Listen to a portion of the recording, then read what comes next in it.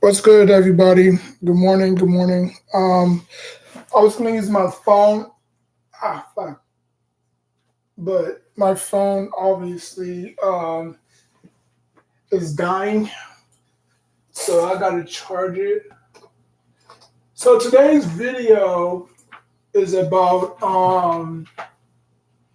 Daniel Jones. Daniel Jones' success. Um, Daniel Jones' success.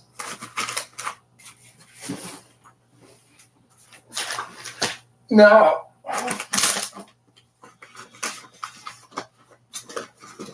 I can look for my tablet. Yeah, so today's video is about is about Daniel Jones' success. Um, can Daniel Jones lead us to the promised land?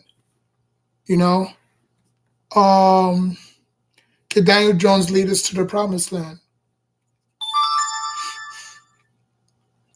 Now, looking at Daniel Jones,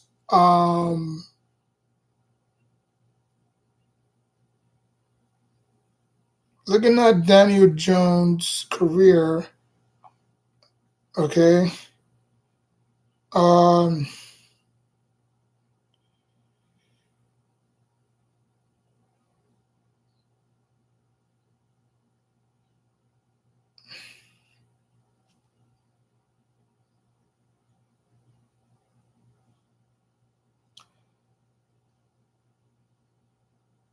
so Daniel Jones um, was drafted in this was drafted in the 2019 NFL draft. He was drafted in the first round, sixth pick overall. Okay. Um, if you look at his career, he threw for 3,227 yards. He threw for 24 touchdowns and 12 picks. A rating of, or a QBR rating of 87.7. Okay, that was his rookie year. As y'all can see,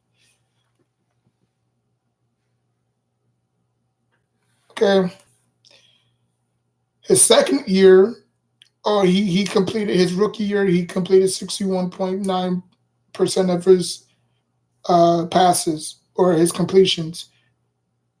From 2020, he increased his completions to 62.5. He threw for 2,943 yards, 11 touchdowns, 10 interceptions, and he had a QBR rating of 80.4. Okay, 2021, again, his completion percentage was 64.3. He threw for 2,428 yards, 10 touchdowns, 7 picks. Okay, 2022, last year, his completion percentage was 67.2, and he threw for 3,205 yards. And he had 5 touchdowns. No, he had 15 touchdowns and 5 interceptions. And he had a quarterback rating of 92.5. So he threw for 3,000 yards 2 times in his career. One in his rookie year and then the one in last year. Okay. Um, where did I go shopping? So my issue with Daniel Jones is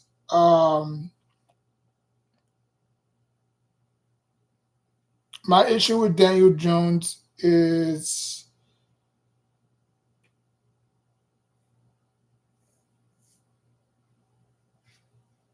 my only issue with Daniel Jones is, can he get us to the promised land?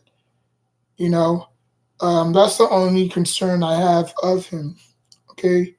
So this is Daniel Jones. This is Daniel Jones's playoff performance or playoff record.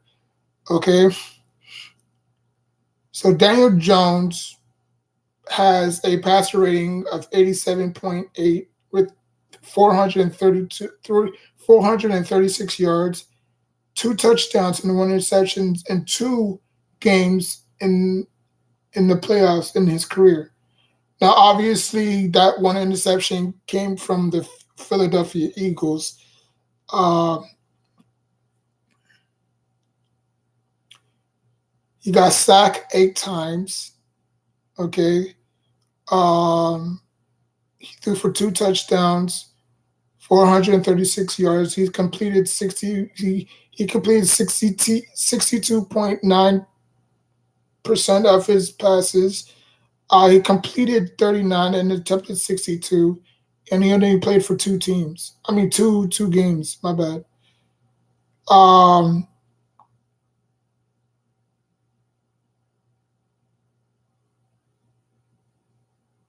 but yeah, other than that, I mean, he didn't have the best of starts. Obviously playing under Eli, um, it's just his primetime record is is is horrendous. And I don't know why Giants fans gloss over that. You know, um,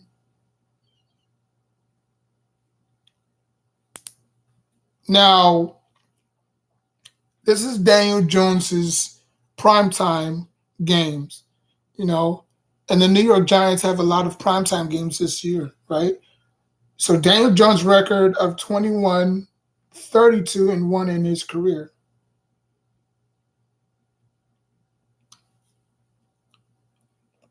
all time, right? So let's see. He played only 54 games. He has a record of 21 and 32 and 1. That one obviously was a tie. Um, his winning his winning percentage is 0.398. His completion is 1,113. And this is his total career. His attempt is 1,740. His percentage is 64.0.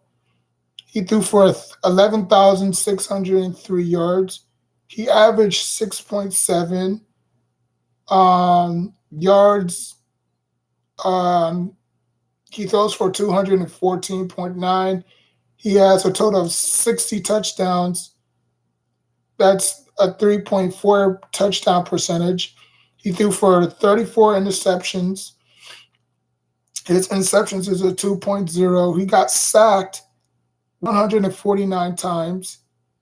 Uh, he got, let me see, hold on, I know it's sack something.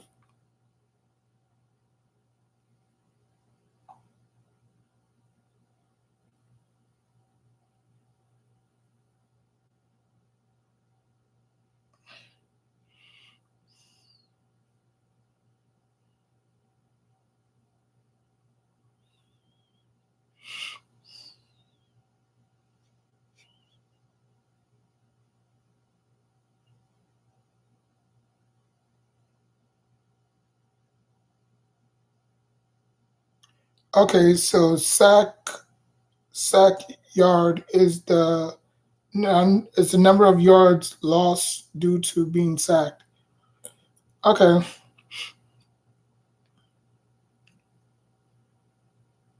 so his sack loss his sacks for loss is 984, and he has a quarterback rating of 86.5. So most people might say, that's no big of a deal. Eli Manning led the league in interceptions three straight times, and still won two Super Bowls out of it. Okay, But that's the difference. Oh, shit. I'm back. That's the difference between. I mean, there's a difference between throwing interceptions and still managing to be effective in the playoffs, right? Now, if you go back to Daniel Jones' playoff performance, right? Okay, so Daniel Jones have been impressive running the football in primetime games, having 55 carries for 427 yards and a touchdown, averaging 7.76 yards per carry, 46 and 40 okay, so Jones have been impressive running the football in primetime games, having 55 carries for 427 yards and a touchdown, averaging 7.76 yards per carry and 42.7 yards per game through 10 games. He has four fumbles and three interceptions in primetime games. Okay. And his Jones comes at in six among quarterbacks with a 40 time of 4.81. His ranking might be the most surprising, given that he has the fifth most rushing yards in 2021 at 1,160. But he is also familiar to Allen with a physical style of running, standing at 6'5", 221 pounds. So he's a big dude. Daniel Jones is a big dude. Uh, so let's look at Daniel Jones' games against the Vikings, right? We're just looking at the playoffs, okay? So Daniel Jones led the New York Giants to their first playoff win in 11 years as they beat the Minnesota Vikings 31-24. In Indianapolis to set up a divisional rival clash with the Philadelphia Eagles, Saquon Barkley scores two touchdowns while the Giants defense produced game-winning stop.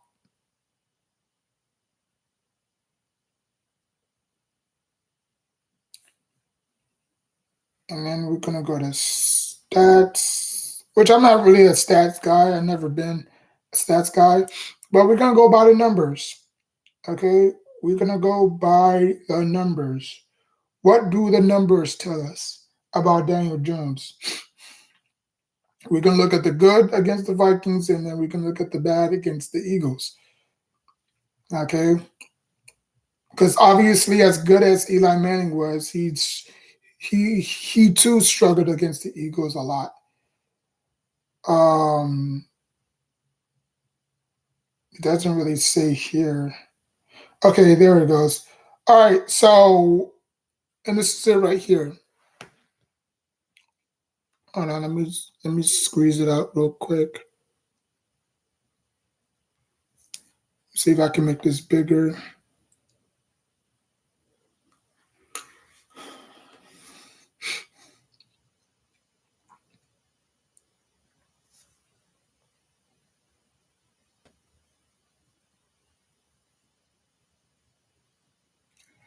All right, so Daniel Jones, his quarterback performance right here, as I can see. Okay, so Daniel Jones in the wild card game passed for 301. He rushed for 78 yards, 4.6 yards average, and he threw for four touchdowns. Not bad, right? Now,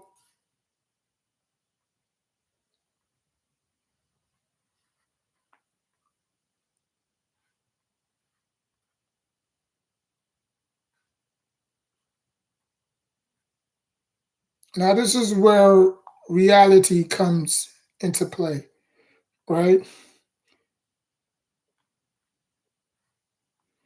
Now, I'm not going to take no credit. I'm not going to take any credit. I'm not going to take no credit away from Daniel Jones, right? Um,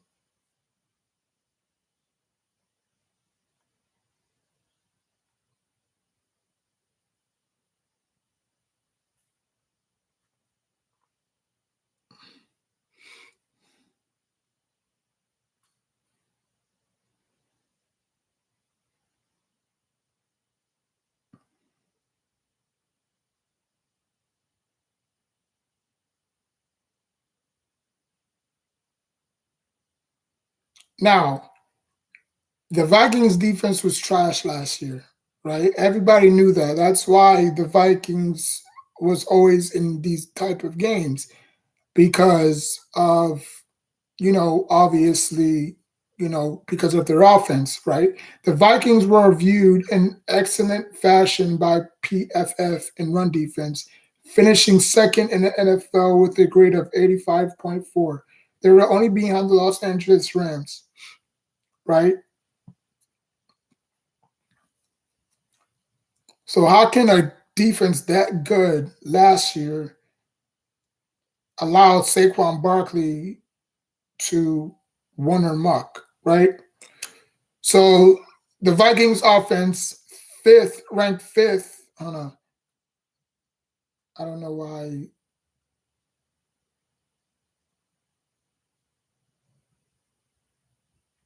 Okay, so the Vikings offense ranked fifth in the NFL overall. Offensively grade with a grade of 81.6. That ranked ahead of the Cincinnati Bengals that was at 79.4. Their passing offense, rushing offense, receiving, blocking, run blocking overall. Okay, so the Vikings defense graded highly in PFF model, ranking fourth in the NFL with a grade of 85.3. Only the New York Jets, 49ers, and Eagles finished ahead of them. Okay, now you look at the rush defense. The Vikings were viewed in excellent fashion by PFF and run defense, finishing second in the NFL with a grade of 85.4. There was obviously, behind the Los Angeles Rams. Tackling. PFF viewed the Vikings as a good tackling team, ranking them fourth in the NFL with a grade of 85.5. Only the 49ers, Rams, and New England Patriots was ranked ahead of them. Now we get to pass rush. The Vikings pass rush was not viewed as highly as they ranked 10th with a grade of 75.2, slightly after the Patriots. Coverage, right? You look at coverage, how people cover, how teams cover. The Vikings coverage the Vikings coverage grade feels a little bit closer than normal as they finished with a grade of 71.8, good for 18th. Okay, special teams. Despite having a great season, former punter Ryan Wright and PFF numbers one long snapper and Andrew DePola, the Vikings finished a partly 21st in special teams with a grade of 76.0. So their only strength came from offensively. They were not good defensively at all. Okay. And I know a lot of Giants fans want to poo poo on, I know a lot of Giants fans want to poo poo on how, oh, it doesn't really matter, as long as we get the W, right? Like nobody cares how it's done. As long as people as long as they get the W, you know, it doesn't matter, right? So we can look at Saquon Barkley versus the Vikings in the playoffs and see how he did against his run defense. Okay, Um, let's go to ESPN.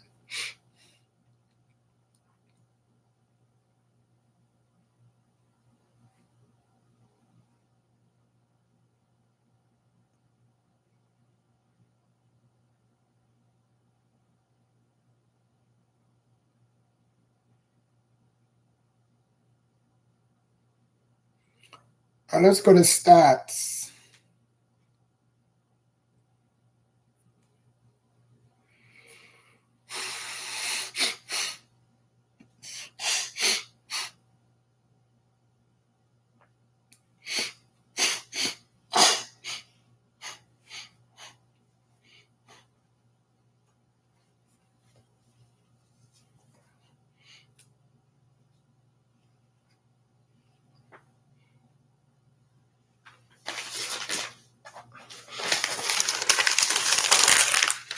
My bad, I had something in my nose.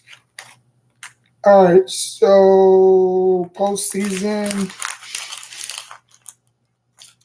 God, the NFL sucks at making these freaking schedules, yo.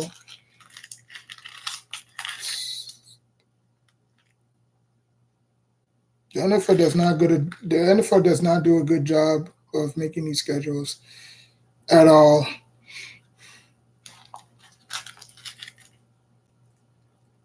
I mean, if it was for me, week one, it would have been the Vikings versus the Giants. Knowing what happened to them last year, it would have been like, you know what I'm saying? Like it would have made a great storyline, right? The Giants going to the Vikings, you know, giving them their loss. It would have made a great storyline, right? But no, we face the Cowboys again.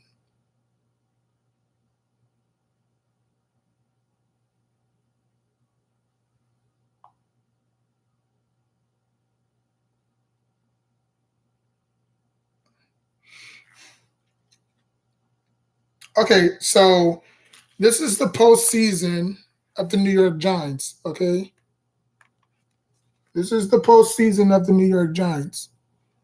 I don't know if y'all can see that. Hold on.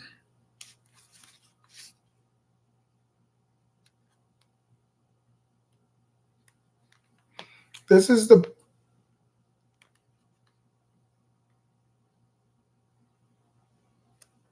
this is the postseason of the New York Giants.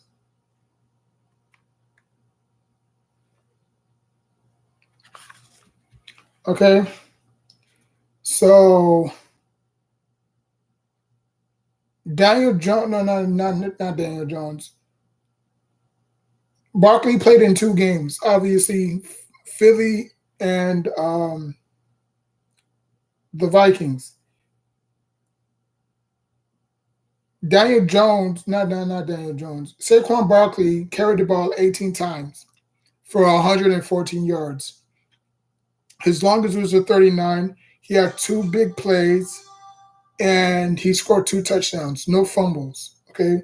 Daniel Jones, he also played two games. He carried the ball 23 times for 102 yards and no touchdown, and his longest was 15.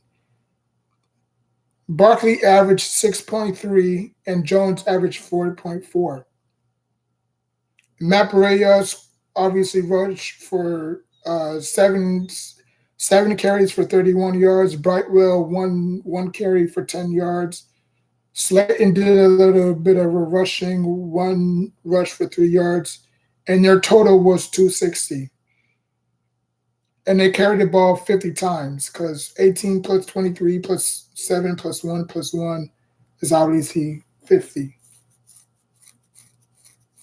They had three touchdowns in total. Okay. Hodgkinson was their leading receiver. Slayton was second in 92 yards. James had 82 yards. Barkley had 77 yards. Bellinger 21. Cager, who they still have, had 20. Berea 19 and Johnson 17. So yeah, they're a bad defensive team. We all get that. They were a totally bad defensive team. Now we're going to look. I hate when they be making me go to different teams and shit.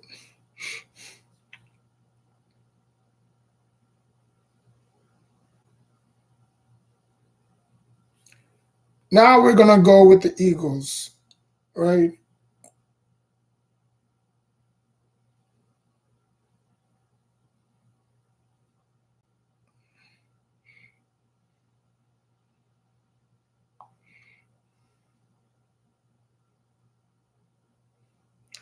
So the New York Giants lost 38-7 in their second game against the Eagles. It was not even close. It should have been 38 to nothing if obviously that trick play in the goal line, obviously that was the, you know, dagger in that game. Daniel Jones did not play well at all. Um, I think that was his worst playoff performance. Daniel Jones was 15 out of 27, 135 yards, no touchdowns, one interception, and he got sacked 5 times.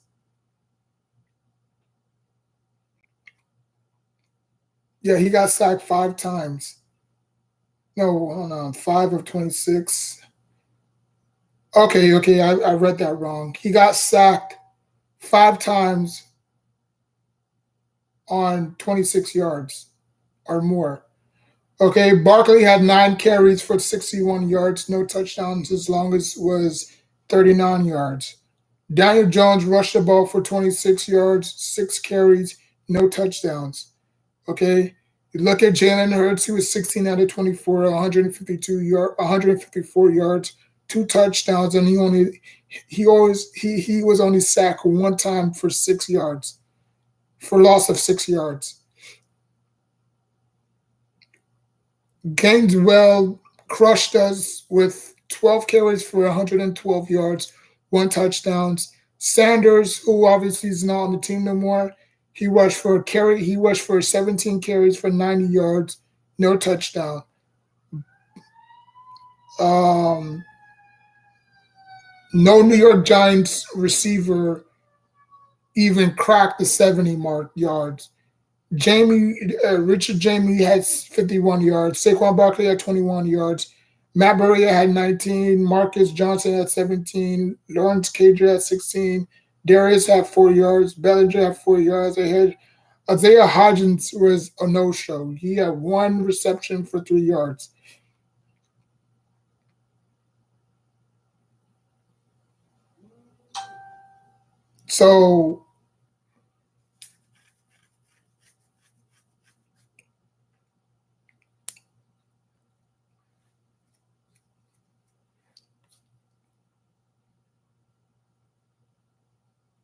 So yeah, it was bad. I mean, I watched that live and up close, and it was bad. Um, Now, again, you're saying that, okay, what does this all mean? This means that Daniel Jones has to produce. He has to produce. Um, and I'm not knocking on the kid. I hope he succeeds because we don't want to go down the Washington Commanders hole. We don't want to. We don't want to have to go through quarterbacks after quarterbacks after quarterbacks after quarterbacks after quarterbacks after quarterbacks. We don't want to be the Cleveland Browns. We don't want to be the New York Jets. We don't want to be these teams that's soul searching for their next quarterback. Even though next year's draft class is going to be quarterback heavy, but we'll see. Daniel Jones might digress. I hope not. But then again, playing all these primetime games, the light is going to be on him. It's not going to be on Barkley. It's not going to be on these new additions. It's going to be on him. Okay. I mean, all I ask him for him to do is just play well in the postseason. Play well when it matters, you know. Because I'm not gonna say, well, if that was Eli, he would have. Because Eli even struggled against the Eagles. There were some seasons where that 2011 season he actually cracked through the Eagles and beat them. You know, when they sent Brent Jacobs on that wheel route, and I believe who no, it was Clay Matthews' brother. I remember it was Clay Matthews' brother who was guarding Jacobs, and then he did like a wheel route, and then he burnt them for a touchdown. I think 2011 was the only time the Giants and Eli obviously beat the Eagles. Um, but other than that, I can't remember the last time the Giants beat the Eagles. They always been a thorn to our side, and Daniel Jones is obviously not learning from that. You know, um, now obviously he didn't play. Um, the second time we faced, he didn't play because he was injured from that Dallas game where he dove head first and then he was like stumbling and stuff. So Matt McCoy had to take over for us. I think it was either Matt McCoy, I mean McCoy, or um, Johnson who took over, Josh Johnson who took over for us. But when we played the Eagles twice, he played the one game and in the second game, obviously it was just a backup. It was just backups. It was our backup. But yeah, um, all I ask for him to do is just play well. I'm not saying he's a bad quarterback. I'm not saying he can't get the job done. But when you're 21 and 32 and 1 as a starter, it calls the pause. Not a lot of 6 round draft picks are going to excel. We thought we was going to get another Tom Brady in our hands. No, you know, even I don't even like Tom Brady, but I respect the heck out of him because obviously he was that good mentally. Yeah, he didn't have all the physical tools. He couldn't run that fast. He didn't really have a big arm, but where he beats you was up here. You know, that was his biggest trait. He beat you from mentally. You know, um, but yeah, if Daniel Jones doesn't work out, then I mean, it is what it is. We restructured his deal so we can have more flexibility at the cap space, which I don't believe the NFL does have a cap space. Um, I mean, that's just me. I don't believe the NFL have a cap space. But yeah, so they restructured his deal to have more flexibility so they can sign people or whatever they got to do. Um, because sometimes you have to make a sacrifice. Why you think Tom Brady was never the highest paid quarterback? He didn't give two shits about that. He wanted to win championships. Because that's the only way people are going to remember you by. By winning championships. Impact. Because I was watching Chad Ochocinco and Cam Newton on the Cam Newton podcast, and he was saying like, what's more effective? What's more important? Accomplishments? No, no, no. Championships or impact? Yeah, you can win a few championships, but nobody cares. Like Brandon Jacobs have two of them. You don't see nobody saying, "Oh, Brandon Jacobs is the best running back," and no, you know, you leave an immediate impact. You know, like why do you think we all know and love Chad Ochocinco? Is because of the antics he pulled. Yeah, yeah, he got a few fines, but you know what? He said it was worth it. Because people just try to change you. They try to change who you are. You know, like the day that you came in the league, it's the same day. It's the same way you should come out the league, or you should retire from the league. You know. because these fines don't mean nothing, you know. No, but it is what it is. You know, and if the fines wasn't enough, they'll suspend you for like a few games or whatever. If you continue your dirty antics, which none of the stuff he did was dirty, to be honest with you. Proposing to the cheerleader, using the cameraman, the camera as a prompt, having that Hall of Fame jacket, because I said that before, Chad deserves to be in the Hall of Fame. I know his numbers doesn't crack where it's supposed to be. Because I know you have to have at least 1,000 yards in every statistical category. You have to have at least more than 79 touchdowns or whatever. Hold on, let me see. I know I'm going off the rail, but just stay with me for a second. Let me see. Alexa, how many touchdowns does Chad Ochocinco have in his career?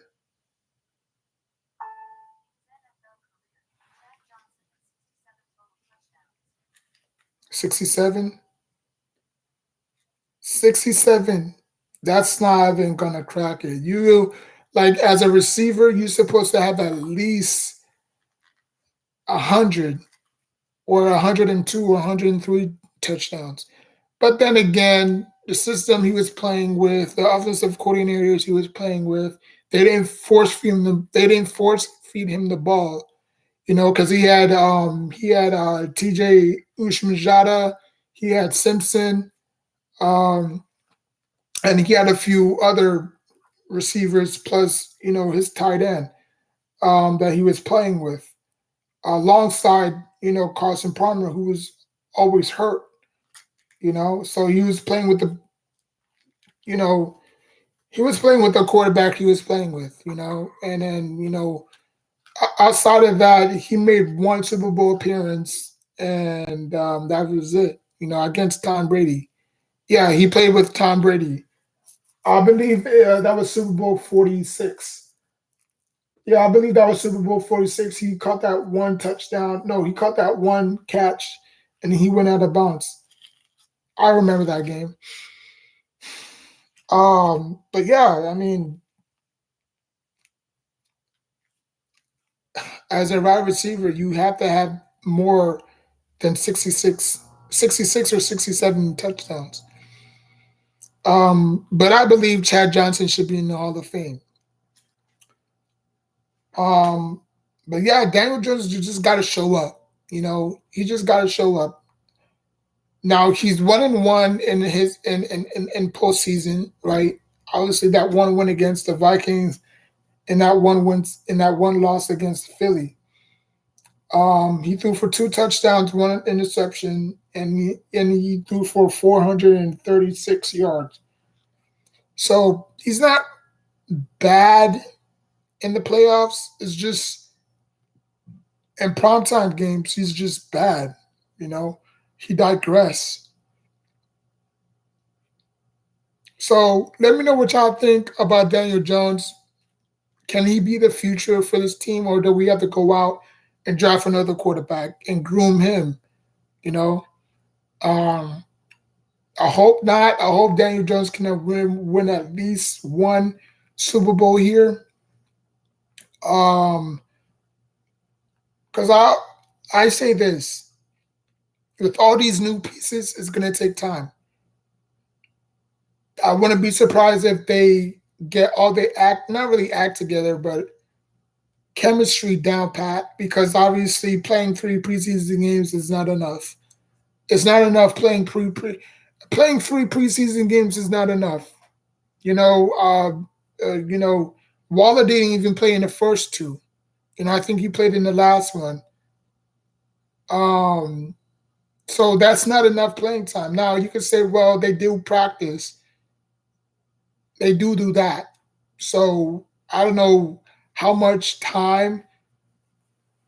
I don't know how many times they practice. I know they practice after the preseason. They practice almost each and every. No. They practice almost every other day. You know. They practice leading up to the game. Like Saturday, they practice and they go through one final practice, and then they suit up for the game. You know what I'm saying? So they do practice, but how much would that factor in? You know, like what if Daniel Jones has a subpar game? What if he has a atrocious game? You know,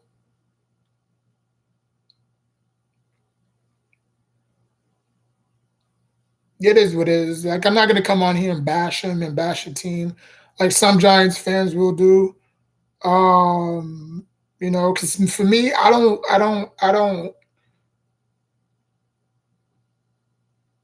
don't take this one game as a defining moment of the season. Like there's a lot of games to be played. Now, obviously, yes, you want to start off to the right foot. You want to start on the right foot. You don't want to end up 0-2 and have to go to freaking Arizona and face a team that's obviously rebuilding. They're probably tanking for the number one pick because they don't believe in the quarterback that they got. So I don't know if he's. I don't know if he. I don't know if he's even going to start. Um, Kyler Murray. I don't even think Kyle is going to start. And if he does start, how effective he will be. But again, that's a team that you can't take lightly. The Giants can't take no teams lightly. The Giants' schedule is hard. It really is. I already did a review on that. It's hard. The Giants would. I'm not gonna say the Giants will never have an easy schedule because they did back in 2009. The nerds who does the scheduling, they backhanded the Giants with all the easy teams in the beginning, and as soon as we faced the Saints, who was also 5-0,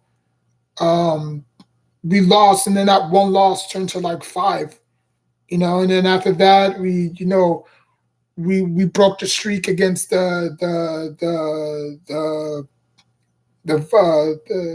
Falcons, and then after that, we went back and lost against the the Chargers Sunday night.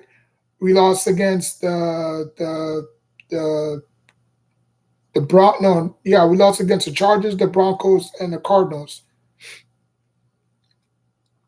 And then after that, we finished the season 8-8. After starting 5-0, we finished the season 8-8. So I think that was the only time that the Giants had an easy schedule. Other than that, no. So, do I want the Giants to start off on the right foot? Yes. Is it going to be easy? No. Obviously the Cowboys are a very good team. They have a very good defense. They got two elite corners. They got a good linebacker. They got a good. They just have no weakness on their defense at all. Jonathan Hankins, who they actually signed, who was a former Giant. He's going to probably be looking for revenge. Probably not. I don't know. Jonathan Hankins was our best defensive tackle, to be honest with you, when we did have him. We had a lot of good defensive tackles over the years. I could go down the list, but I'll be sitting here forever. But we had a lot of good defensive tackles over the years. And I thought Jonathan Hankins was that one guy. Now we have Dexter Lawrence doing that stupid ass dance. He was a no show too. You know, um, for him to be that, dominant, for him to be so claimed dominant,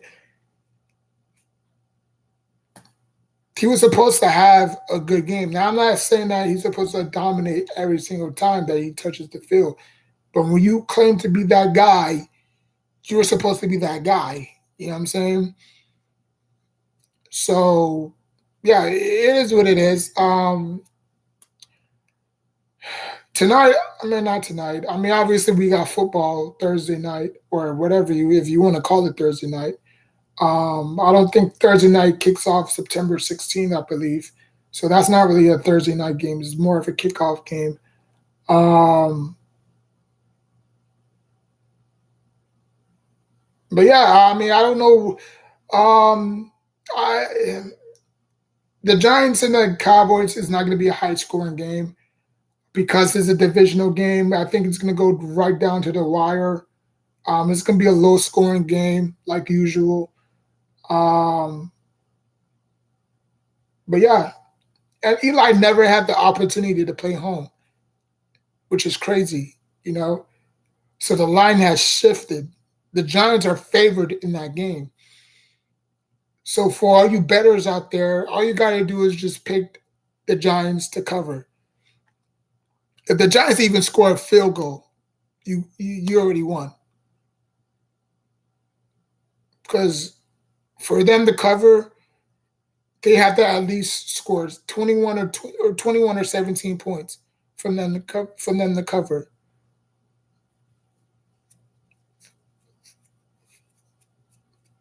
So for all you bettors out there, yeah, a little tip of advice. But anyways, man, thank y'all for tuning in.